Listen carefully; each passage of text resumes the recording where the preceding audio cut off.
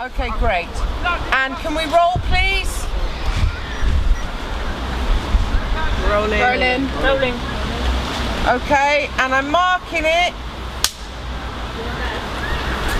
Whenever you're ready, Rania. Sal's probably given you kind of a taste of our principles, and it is true. You could come here and work with us and disagree with most things and still have a great experience, and we're not against that. And in fact, we fervently believe in what we would call tolerance, and not tolerance in the sense that you've got your ideas and I've got mine and I'm not going to challenge you, but tolerance in the sense that precisely because I've got my ideas and you've got yours, I am going to challenge you. You express your ideas and I will argue with you. And that's how we work here. And a lot of the programmes we make are about very real, important and quite controversial debates.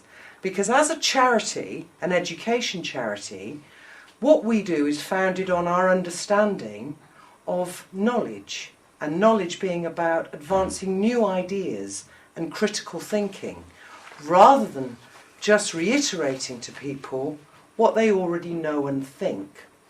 But we are trying to make programmes that aren't already being made. We are trying to advance ideas that don't have a platform. What's really good about this place is that it's not mainstream media, so they'll welcome anyone, although they do have their own set of values, which I do disagree with some. It's better than a lot of mainstream media channels out there. And I thought that was very important to get to know like-minded people, especially because as I've grown up within the Muslim community, there's a lot of oppression towards us, especially by other people who are Muslims. And I've noticed that we complain a lot about what's happening to us, but we don't actually take the initiative to go out there and tell people about it. So I thought, listen, as much as I can complain about it on Facebook and Twitter, it's not really going to reach these people. I need to go into a new social circle in order to improve my skills, meet new people, explain what I'm about. So, number one, I want to be a filmmaker. My reasons for wanting to be a filmmaker is to spread the values of my religion. Finding applications which mean you can apply for what you want to do as opposed to what a funder wants to do is also problematic. And the kind of instrumentalisation, which I'm forever going on about, of all funding now, which most people are afraid to stand up to, is highly problematic. You know, they want you to apply for funding to do what we're doing, for example, giving people an opportunity to learn how to make film or video. They want you to prove that it's going to give them a job. They want you to prove that it's going to upskill, when it might just be that people want a creative experience, and why not? And shouldn't community filmmaking or citizen TV making be about people following their dreams and aspirations?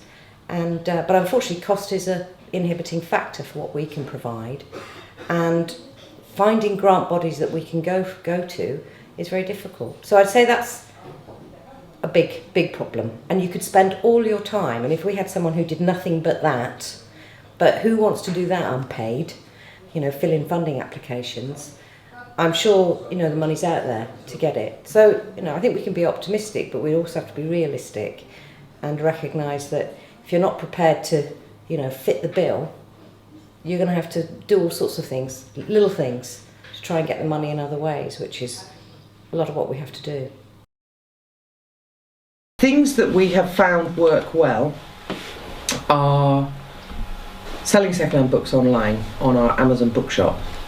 Now, the way that works, which I'll explain first, which we can all get cracked tonight, and you'd be surprised, you know, you'll find a lot of books are worth nothing, but you'll suddenly find there's books that are going for sort of 30, 40 quid or 100 quid, and you're like, hello. And what we do is put them on our Amazon bookshop that we've got, and we undercut absolutely everyone else, so that we sell quite a lot of books, and that raises a couple of £100 a month, and that's not to be sniffed at, even if it just helps the photocopier bill.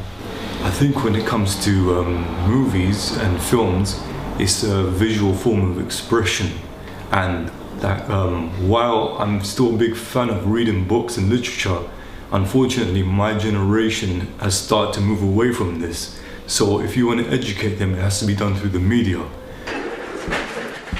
Yes, talk to me as I'm clearing up. What did I think? I thought they were a really nice bunch of people. I mean, there's a lot more degree students.